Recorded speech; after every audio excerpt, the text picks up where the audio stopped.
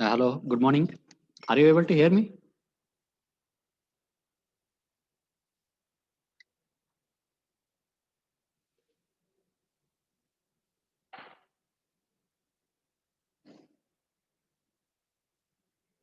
Anjana, can you hear me? Yes, sir. Okay.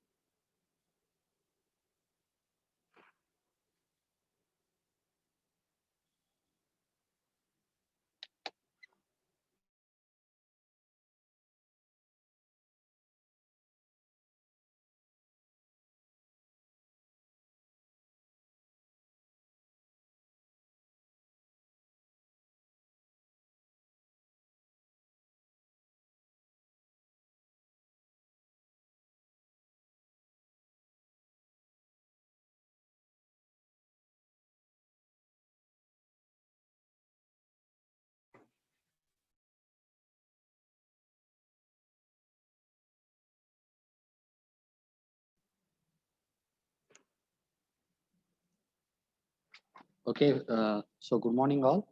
And for the next few days, I'll be continuing with this subject, strength of materials. Okay, so I think you have been studying about the elongation of the bars, okay, or deformation of the bars. So that part you have come up to, and we'll continue further in that portion.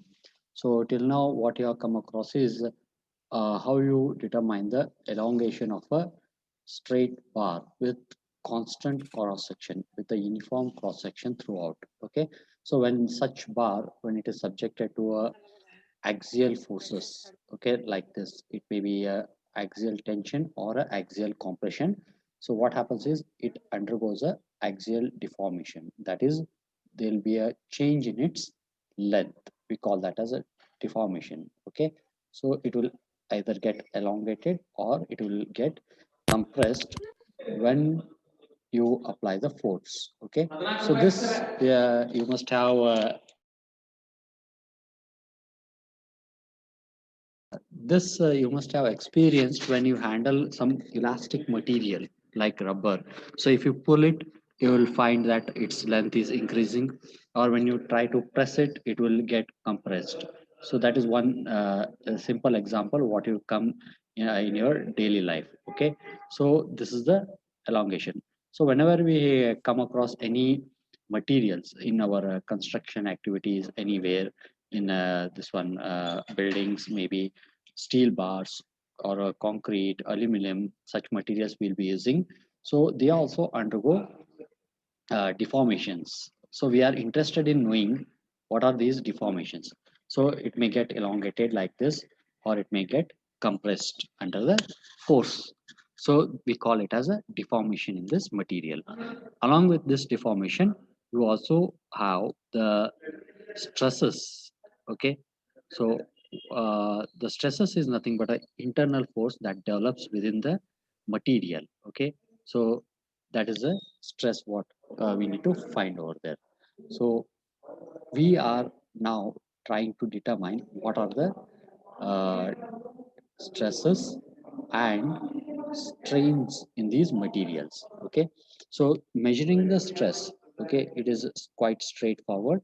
We normally express as force per unit area. Okay, so whatever the applied load is there divided by the cross sectional area of this member will be the stress, okay, magnitude or intensity of the stress. And measuring the strain, okay, this epsilon, it is the measurement of strain. It expresses what is the deformation in the bar.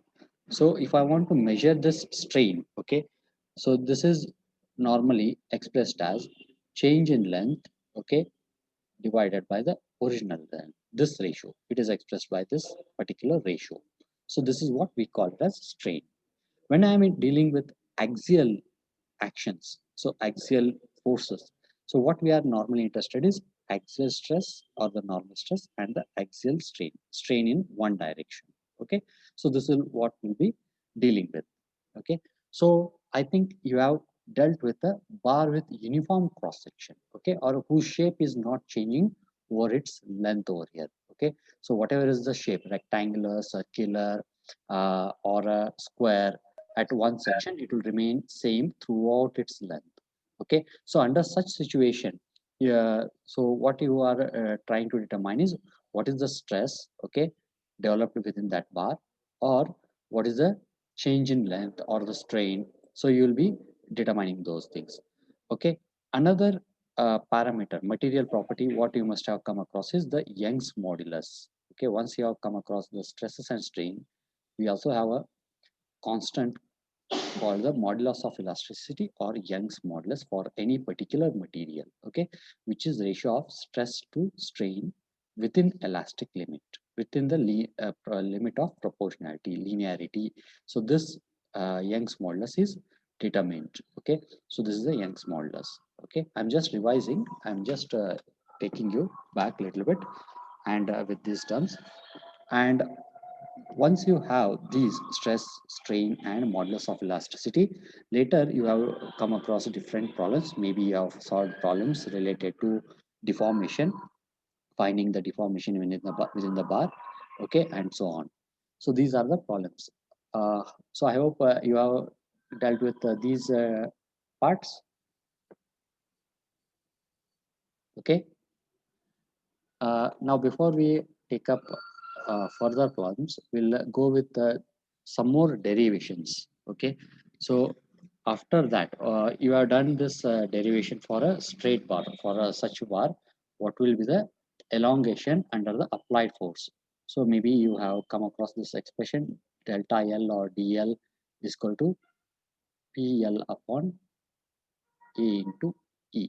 Okay, so this particular term you must have obtained on deriving this. Okay, so further, if at all, if the bar is not of a uniform cross section, if it is of a tapering cross section like this, at one end the diameter of this bar is d1, at the other end it is reducing to d2. Okay, so when such bars are subjected to forces, so what is the deformation in this bar if I want to know that? Okay, so for that purpose we'll try to obtain an expression how to determine that deformation in such a bar of tapering cross section.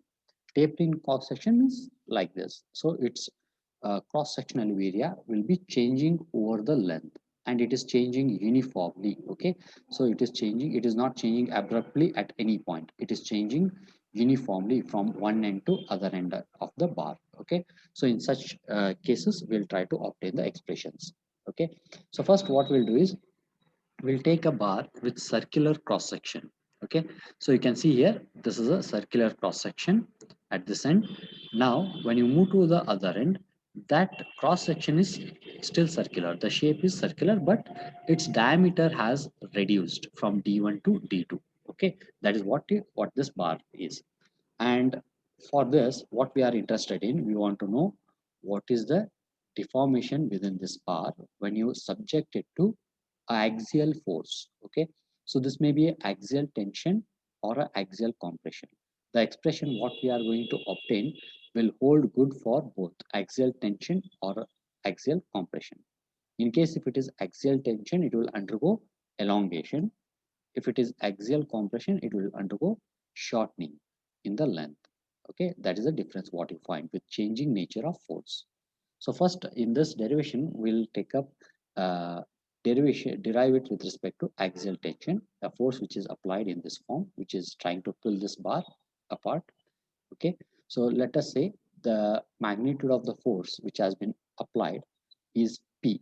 Okay, so P has been applied over here. Okay, at both the ends, and the length of this bar is L. Okay, so this is the length of the bar, and larger diameter is A, and smaller, sorry, please excuse me, I'll take a circular bar. Okay, so here it is.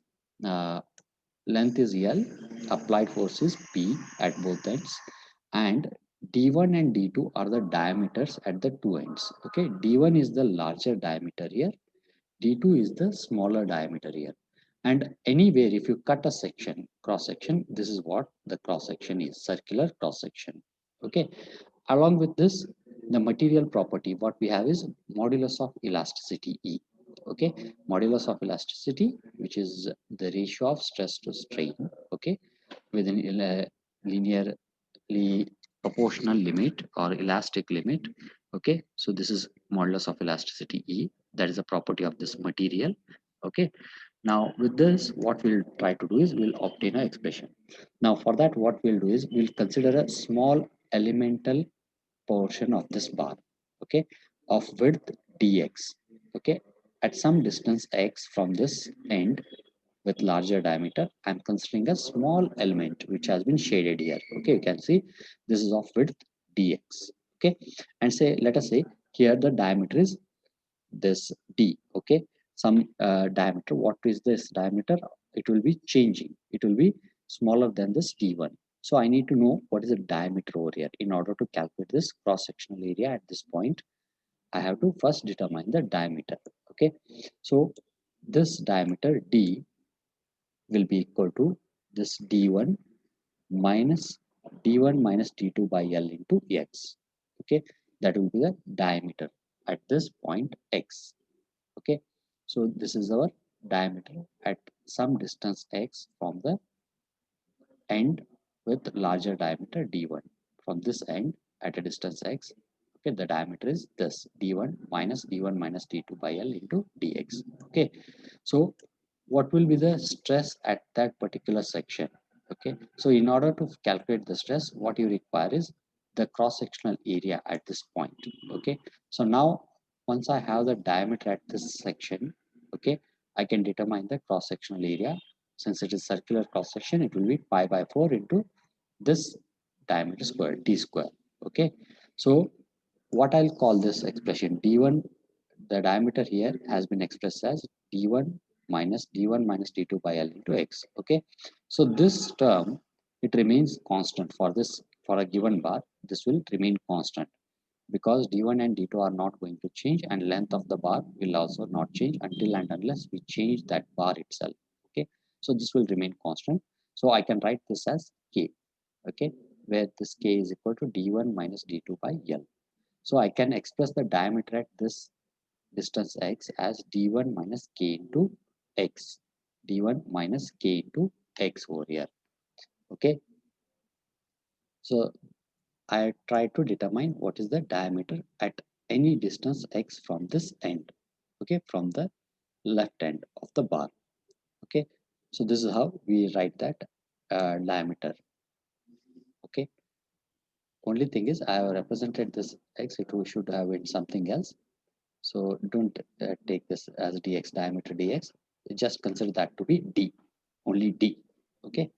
So now what will be the cross-sectional area? It will be pi by 4 into d square, where d is this term, d1 minus k into x. Okay. Or I can write the cross-sectional area at this particular section as pi by 4 into d1 minus k into x the whole square. Okay, so I got the cross sectional area at this distance x. This is the cross sectional area, pi by 4 into d1 minus k into x the whole square. Right, now how do you find the stress over here? The applied force is P. So what I'll do is, to determine the stress at this particular section, I'll be taking P by A, whatever the area at this section is. Okay, so here is that area. So P divided by this area will tell me what is the stress sigma x at that section x. Okay, so sigma x can be expressed as P divided by pi by 4 into d1 minus k into x the whole square. Okay, so or I can write it as 4p upon pi into d1 minus k into x whole square. Okay, are you able to follow this part? Yes, sir. Please stop me if you have any confusion or difficulty. Okay, just take this. If you are writing it down here, don't represent this diameter as dx, just simply write it as d. Okay, don't make it as dx. This is D, diameter at this point X. Okay. So what I have at this point is what is the stress at this section X? Okay, sigma X. 4p upon pi into d1 minus k into x the whole square, right? Along with this, we also have strain coming in that section. Okay, so this portion, what we have considered of width dx, it will get elongated under this action of force. Okay, so what is that elongation? If I want to know, okay, I'll first find out strain over here. Okay, so knowing this stress, I can express the strain as sigma x by E. Okay, because I have this Hooke's law, this relation. Okay, stress by strain is constant. E is equal to sigma upon epsilon. So, or else I can write epsilon as sigma upon E. Okay, with this relation, I'll first write down what is the strain in that element dx. Okay, so sigma x, I have the expression for sigma x here. I'll take this expression, divide this by E. Okay, so what it gives me is strain epsilon x will be equal to 4p upon pi e into d1 minus k into x the whole square. Okay, so this is my strain. Now strain is expressed as what? As I mentioned in the basic expression, strain is expressed as ratio of change in length to original length. Okay, now what I am interested is what is the change in length of that element dx. I want to know how much is the elongation in this elemental portion dx over here. So this is undergoing deformation. It is getting elongated due to the applied force. So I'm interested in knowing how much is the elongation in this elemental portion. Okay, so I'll use this expression. What? Strain, which is equal to change in length by original length, or I can say the change in length of the element will be equal to strain multiplied by its original length. Okay, strain multiplied by its original length. Here I have what is the strain in this elemental portion, epsilon x. We have got this expression for strain in the elemental portion, okay, which is 4p upon pi e into d1 minus k into x the whole square. Okay, so this multiplied by original length. What is the original length of that element? We have considered a element of width dx. So this was the original length. This dx itself is the original length.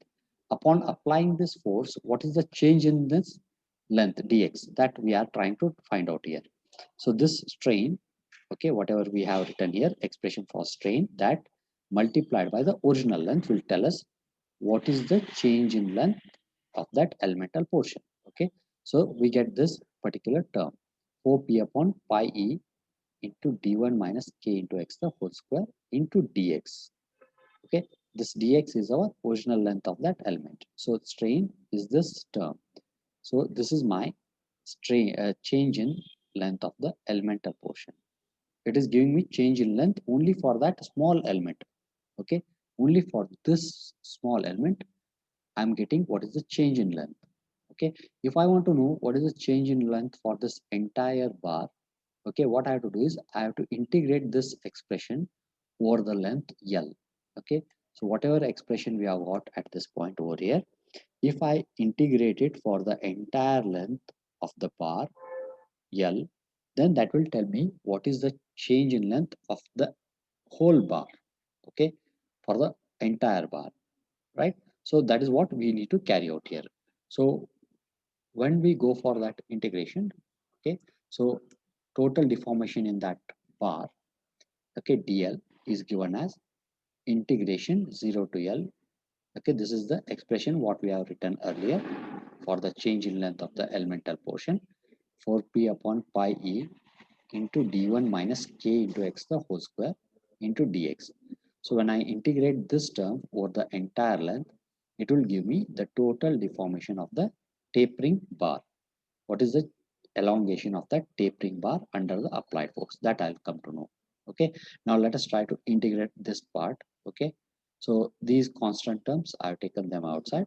The integral, what will be left over here is only dx upon this d1 minus k into x the whole square. Okay, so on integrating this term, okay, so this is what I'm going to get. Please try with that integration. Just check. Please go ahead with the integration and also see you don't have any confusion in the previous part. Anybody who is not able to follow, please unmute yourself and come and ask the question.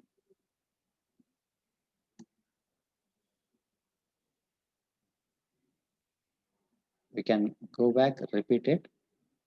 If you are not able to understand, just unmute yourself and ask the or clear your doubts.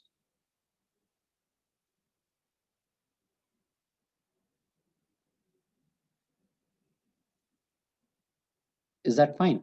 If you have tried it with the integration, on integrating this, you can express this term as d1 minus k into x. Okay, so here you can write it as a d1, this integral form. I hope you are good in this integration. So I can write it as d1 minus k into x raised to minus 2. Then go for its integration. On integrating this, you'll get this particular term. Okay, this is an integral form what I have written here. On integrating, you'll be able to get this. Okay, now I'll apply the limits 0 and L for this term. Okay, so when I do that, what it tells me is dl will be equal to 4p upon pi e into k, okay, into this bracket 1 upon d1 minus kl minus 1 upon d1. Okay, so once I put these limits 0 and L and simplify that, I'll come across this particular expression. Okay, so I'll further try to simplify this. What I'll do, I have uh, mentioned that this k, okay, we had taken this k as constant. What was k equal to? This k was equal to d1 minus d2 upon L. Okay, so I'll substitute for this k. Okay, and for further simplifying, I'll include this k. What is this k in this expression? Okay, and then go ahead with further simplifying this expression for dl. So when I do this simplification, so what I have here, 4p upon pi e into d1 minus d2 into 1 by d1 minus, 1 by d2 minus 1 by d1. Or finally, what we can write is dl, the change in length of the entire bar dl, can be put in the form as 4pl upon pi e into d1 into d2. Okay, 4pl upon pi e into d1 into d2. Okay, so this is what? This is change in length of a tapering bar of circular cross section. This is the expression for a circular cross section, okay, whose diameter is changing from d1 to d2. So for such a bar, if you want to know what is the change in the length, so it is expressed from this equation. Now in case if you have both the diameters are same, what it gives me, in that case it will is a bar of uniform cross section. So again it will take me to this expression PL by E, where A will be equal to pi by 4 into D square. When D1 and D2 is equal to D, so it will become pi by 4 into D1 into D2 or D into D, pi by 4 into D square. Okay, this is same as that for bar with uniform cross section. Just a note, you just leave this, but what we wanted to derive was this expression for elongation of a bar, of a tapering bar, circular bar. So how we proceeded in this case, let's just repeat that part.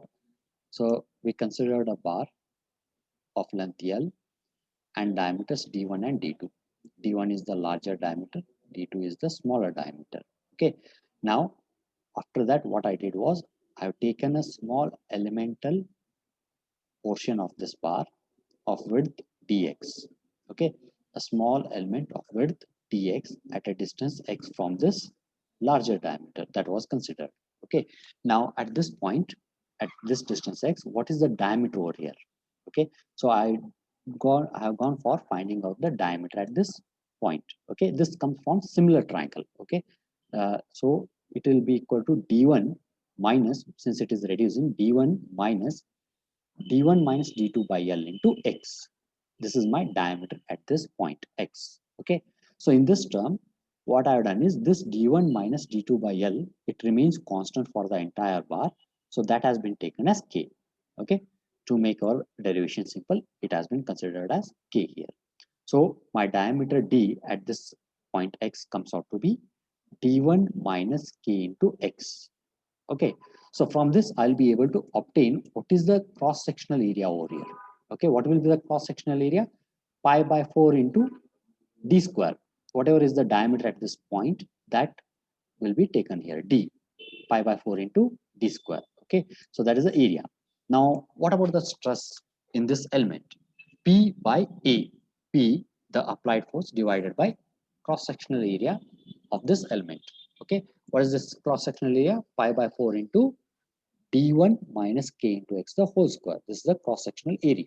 So what I have done here, P by this pi by 4 into d1 minus k into x the whole square. So this tells me what is the stress here, sigma x, stress at a distance x in that bar. Okay, so this is one stress what you are determined. Now on this, I can take the relation Hooke's law, and what I did was I went for finding what is the strain epsilon. Okay, so this was rearranged. Okay, and strain was expressed as sigma by E, stress by Young's modulus. So epsilon is comes out to be this stress 4p upon pi into d1 minus k into x the whole square, okay, into 1 by E, or I can write it as 4p upon pi into E, okay, into d1 minus k into x the whole square. This is my strain in that element dx. Okay, knowing this strain, which is nothing but change in length to original length. Okay, so at this point, for this particular element, okay, the original length is this dx. So here what I have, this is nothing but this is dx. The original length was dx over there. Okay, so I have expressed this change in length. Change in length will be strain multiplied by the original length. This cell is taken on other side. So change in length will be strain multiplied by the original length. Okay. So in this way, you'll be able to determine what is the change in length of that small elemental portion dx. Okay. It will be 4p upon pi e into d1 minus k into x the whole square into this original length dx. This will be the change in length of that small elemental portion. Okay. Now what we are interested in is what is the change in length for this entire bar. How much is the change in length of that entire bar? If you want to know that, take that previous expression for change in length, integrate it over the length L from 0 to L. Okay, x changes from 0 to L. So this integration has been carried out for that. So after getting the integration and substituting these limits from 0 to L, I'll get the expression for what? The change in length for the entire bar. Okay. So this we can further simplify by substituting what is the value of K. Okay. And we'll arrive at this particular expression for change in length of the entire bar DL, which is equal to 4PL upon pi E into D1 into D2. Is that fine? For a circular bar,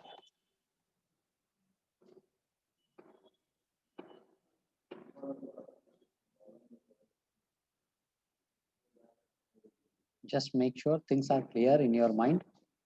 I'll just give a pause if you have any doubts, difficulties. I'm not able to see the chat. If you are putting it in the chat box, please unmute and tell if you have any difficulty in this. We took for a tapering bar with circular cross section. Okay, this is a round bar with tapering diameter.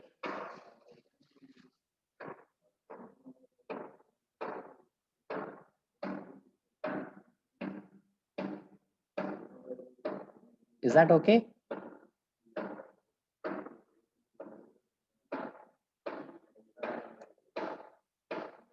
Akash Rathod, Yes, sir. any difficulty in this part? No, sir. Any other student finding it difficult to understand this derivation? You need to try this little bit. Huh? It seems to be simple because it is already derived. On trying, you'll find some difficulty. Okay, so you have to practice with that. So if not, I'll go with one more bar over here. Okay, so this will be a bar of rectangular cross section. Earlier, this cross section in this derivation, what we took just now, this was a circular cross section. Okay, now what we'll deal with is bar with such rectangular cross section. Okay, in this case, this thickness will be T. Thickness of this bar will be T, and the width is changing. Okay, so it is reducing from one end to other end. Okay, we'll consider such a bar. So what will be the change in length? We are again interested in knowing what is the change in length of this bar. Okay, so this is the bar. What is happening here? This is of length L. A force P has been applied at both the ends, and the width of this bar is reducing from A to B. Here the width is A at this end. At the other end, the width is B. Okay, so width is reducing, it indicating that it is a bar of tapering bar. Okay, so the width is changing uniformly. And at any point, if we take a cross section, this is the thickness of the bar T. I have taken it as T, the thickness of the bar. This is how the cross section look if you cut a cross section. Okay, so let us consider the same notations. P force, length is L, A larger width, B smaller width, E is the modulus of elasticity or the Young's modulus, and T is the thickness of this bar. Okay, now to try finding the change in length of this entire bar, I'll again take a small elemental portion of width dx. Okay, this dimension is dx here. Okay, it is negligibly small. This dx, what we are considering here, is very small. Okay, so at a distance x from this larger end, okay, I'll take this element. I'll consider this element. Okay, so what is the width at this point? Like we tried to determine the diameter in the previous one, now we'll try to express the width. Okay, what it comes out, width of this elemental strip will be equal to A, this larger width, minus A minus B by L into X. Okay, A minus B by L into X. Okay, so this is what the width will come out. Now what we have, this A minus B, it will be constant. A and B are the two widths of the bar at the two ends, and L is the length of this bar. So I'm not going to change this bar throughout my problem. So this can be considered to be constant as K. A minus B by L will denote it as K. So this will get simplified. The elemental width, we can now write it as A minus K into X. Okay, this is my width. So what is the area at this point? So what we have, width into thickness. For a rectangular portion, the area will be this width, whatever we have, into thickness. Okay, so that is how it is expressed here. Width multiplied by the thickness. We determine the width at this distance x over here at this point of this elemental portion, and into that thickness of the bar. Thickness is constant for entire length. Okay, it is T. So this is our cross-sectional area. Now first what we do is, we'll again go with finding the stress first. We'll express the stress at this section X. So simply what I'll do, sigma is P by A, load divided by whatever the cross-sectional area is there. So I have P, the force applied is P. It will be same. The same force will be transmitted throughout this bar. It is P. So due to that, what is the force, the stress developed at this section X? So it will be load by cross-sectional area, sigma. Okay. So P divided by this is our cross-sectional area at a distance X. Okay. So P by A minus K into X into T. Okay. So this is the stress. Then what will be the strain? Okay, this is our Hooke's law. Sigma by E is equal to constant, which is nothing but modulus of elasticity E. Sigma by epsilon is equal to E. or I can take epsilon here and take this E on this side. So epsilon will come out to be sigma by E. Strain will be expressed as stress by Young's modulus E. So I'll take this stress P by A minus K into X into T, okay, into 1 by E. So what I'll get here, this is my strain P upon E into A minus Kx into T. This is our strain. I simply took the stress divided that by Young's modulus E. This is the stress divided by Young's modulus E. Okay, from there this strain is coming. Okay, this term we are getting it over there from this, dividing this entire term by E. This is how that strain can be obtained. Now, knowing the strain in that small elemental portion, what I have to do now? We are really interested in what is the change in length of that elemental portion. Okay, how much is the elongation of that elemental portion due to the applied force, that I want to know. Okay, so what I'll do is I'll take this expression for strain. Strain is change in length to original length. Okay, here change in length, I don't know, I want to determine that change in length. What is the change in length of that elemental portion? Original length, it was dx. Okay, in the direction of applied force, the length what we considered was dx here. So in this expression, the original length is known to me. I have the expression for strain over here, this one. Okay, so knowing these two, I can express what is the change in length. Okay, so that is what I have done here. Change in length of the element will be equal to epsilon x multiplied by the original length, which is dx here.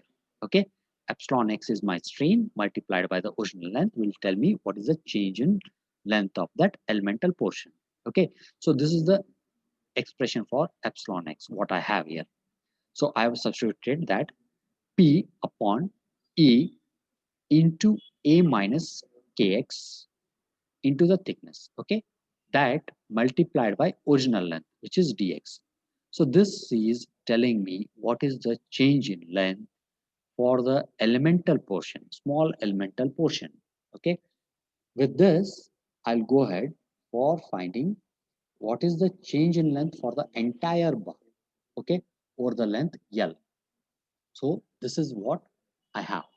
If I want to know what is the elongation of that bar, okay, of the entire bar, I'll have to integrate that term from 0 to L. Okay, this was giving me change in length for the elemental area, for the elemental portion dx. Okay, now when I integrate from 0 to L, it will tell me what is the elongation of the whole bar. Okay, so this is integral term, the constants I have taken them outside. So what it gives me is integration 0 to L dx upon A minus kx. Okay, so this is simply what I can write it as log of A minus kx, direct integration into 1 minus k. So this is the integral part of this. On integrating, this is what you are going to get. Okay, this expression. So P upon E into T into log A minus kx to the base E into 1 minus 1 by k. Okay, so just brush up your integrals and you can try this, work out this on your own. Okay, verify that. So the limits are between 0 and L. Okay, and I'm going to substitute the limits, and what it gives me when I substitute the limit.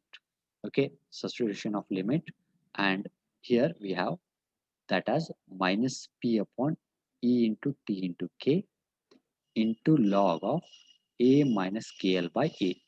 Okay, on substituting the limit, and I can rearrange that and put it as log of A minus KL by A. Okay, so log A minus B will is nothing but log of A by B. So that is what I have done here. Okay, I have used that arithmetic expression relations. So this is what you get.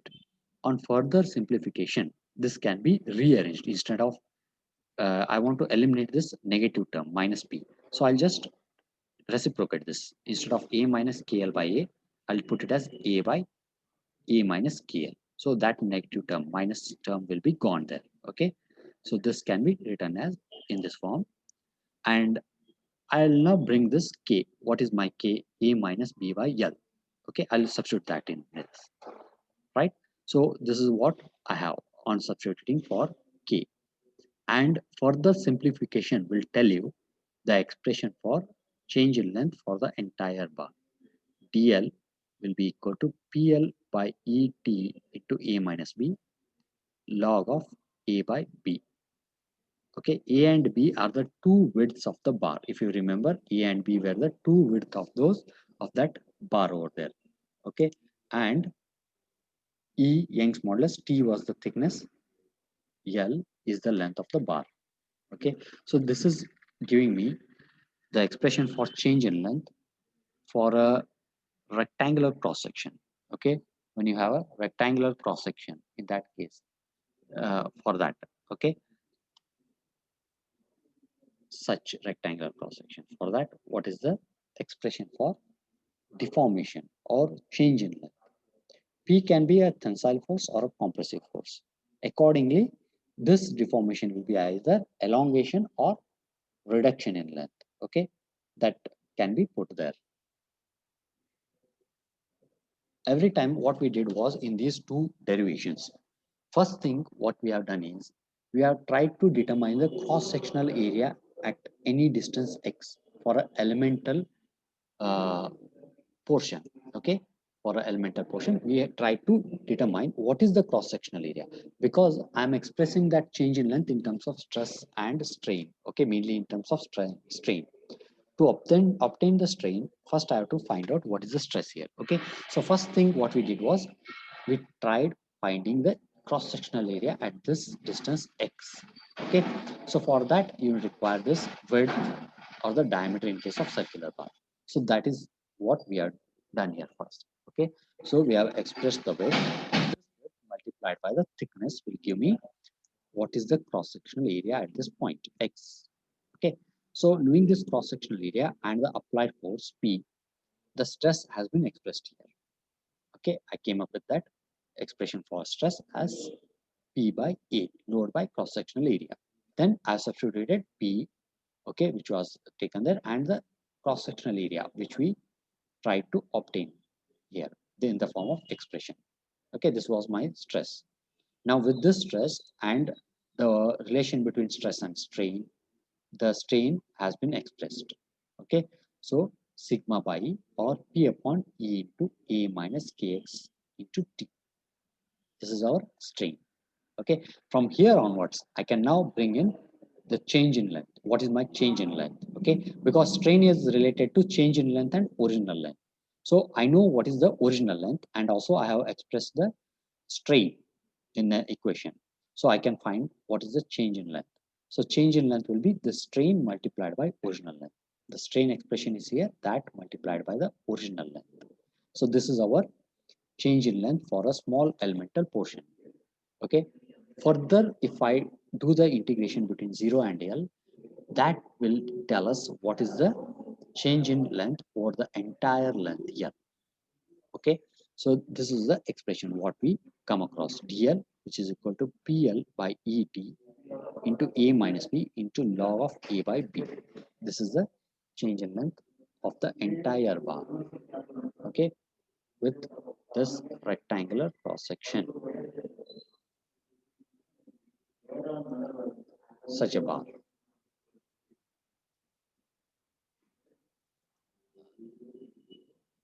Okay, just tell me what you are not understood.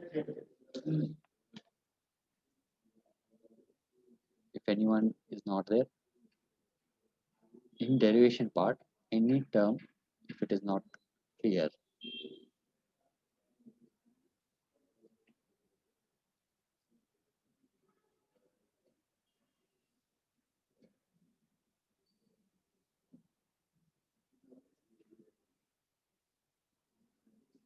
or you want to me to repeat any part in this, you can just ask me.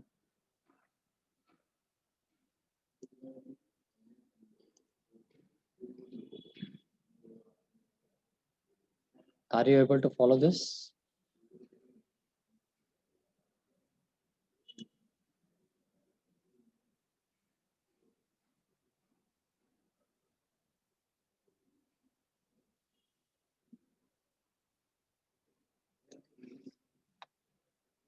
To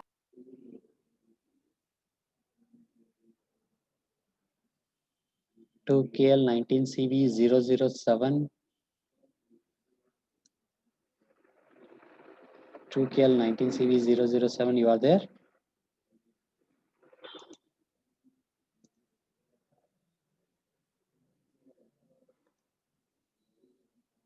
No. 2KL19CV011.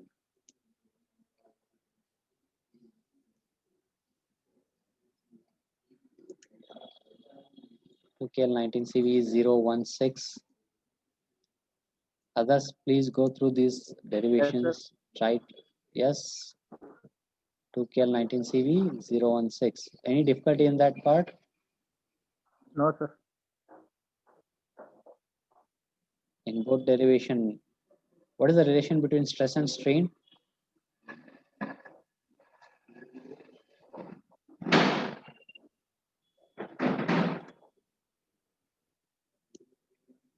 Please go through whatever you have come across. Okay. Yes. You should have simple answers. Okay.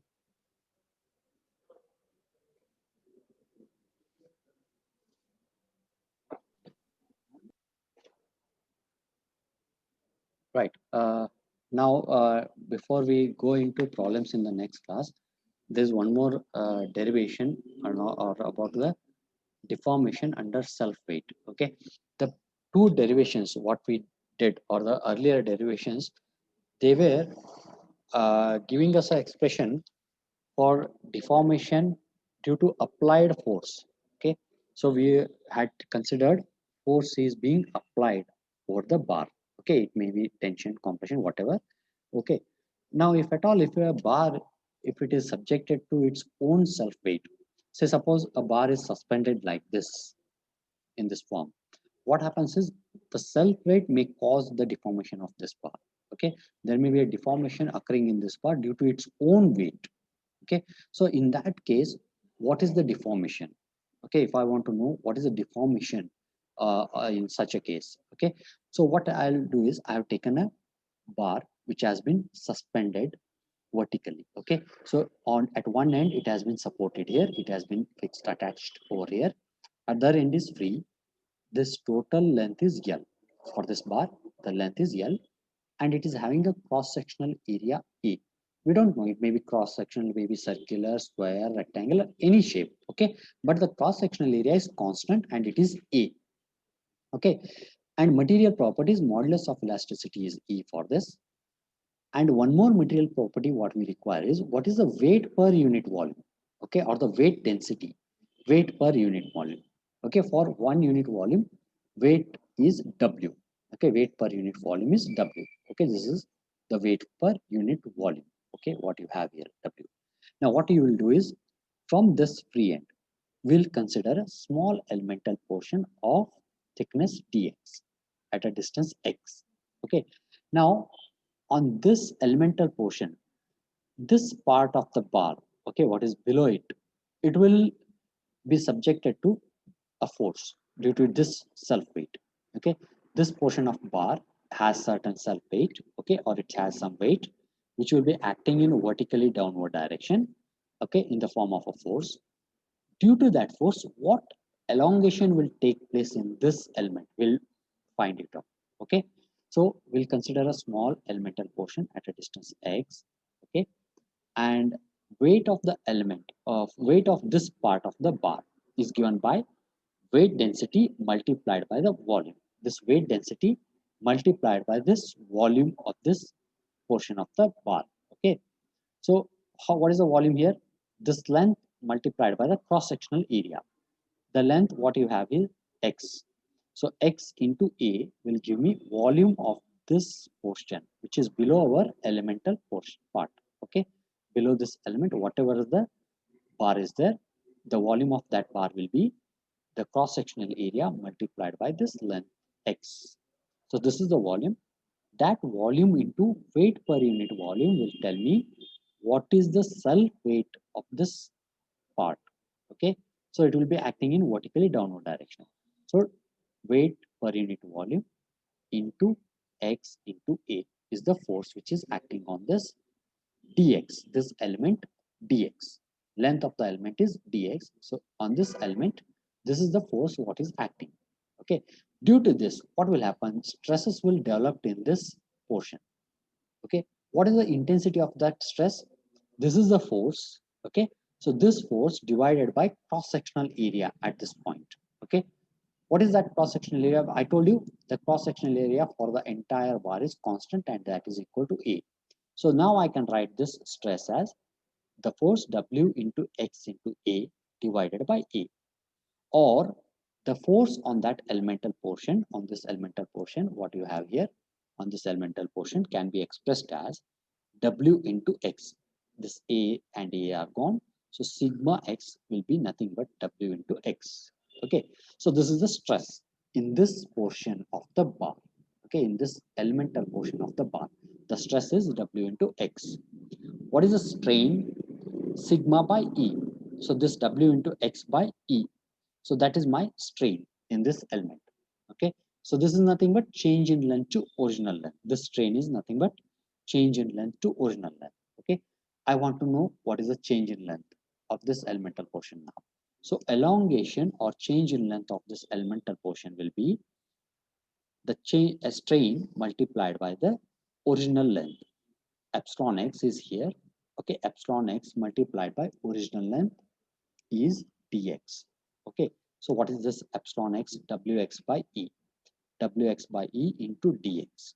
This will tell me what is the change in length of that elemental portion, small elemental portion. Now, what actually we were intended to do was, we were trying to find what is the deformation of the entire bar due to its own self-weight. Okay. For doing that, you have to integrate this. What we derived for a small elemental portion, that has to be integrated between the limits 0 and L, or over the entire length of the bar. So that will tell me what is the change in length of the whole bar, dl. So this dl will be equal to integration 0 to L, this w into x by E into dx. Okay. So what it comes out on integrating, it comes out as w by E, which is constant, into x square by 2, 0 to L. This is the integration, result of integration. Limits are 0 to L. So change in length for the entire bar due to its own self weight is given by weight density into L square upon 2E. W into L square by 2E. W is the weight density over here. Okay. So this is the expression for deformation under its own self weight. Deformation of a bar under its own self weight. Self weight will be acting in vertically downward direction like this. So under such situation, when a bar is in such a position, it may undergo deformation due to its own self weight, which can be determined with this particular expression. Okay. This is one more derivation what we have for deformation of a bar. Okay. We are trying to find the deformation of the bar in any case. Okay. So three derivation we came across now. Elongation of tapering bar, of a rectangular cross section, and of a circular cross section, and deformation or elongation of a bar under its own self weight. Okay. So how do you determine these deformation? In all the three cases, we have tried to determine the deformation in the bar, elongation or shortening of the bar. That's what our main intention is. Okay. So these are the three derivations for this class. In next class, we'll go with the other part, that is the problems. Okay. So before you leave, you need to put your full USN in the chat box as an attendance. Okay. Complete USN. You need to type only the USN. So in the chat box, put your complete USN. In case of any difficulty, you can ask the question. Put it publicly, not privately, or else it will not come in with everyone.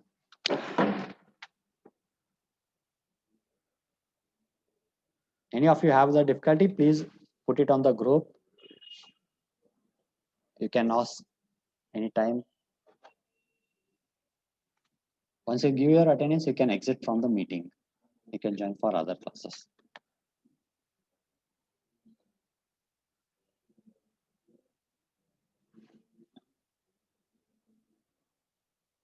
Just type only your USN.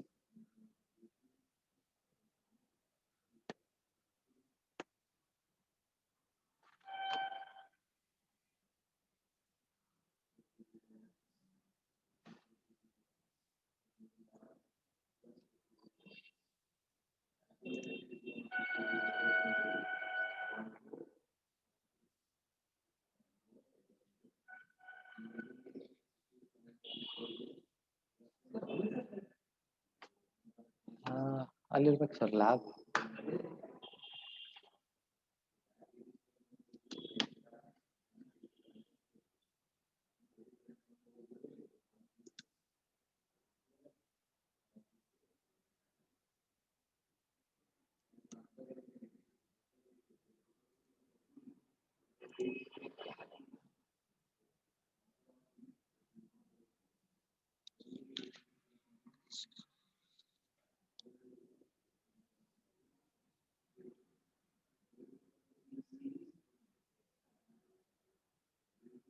Nineteen CV 007,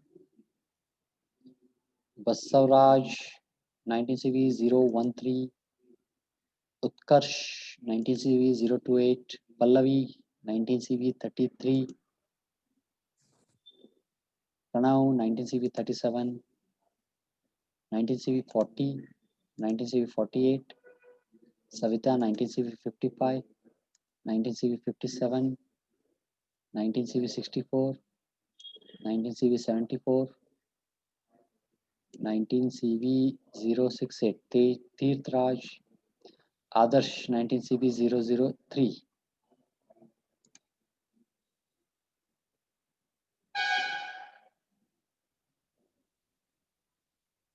People who have not answered, they are considered absent. Right now, what I called the numbers and the names.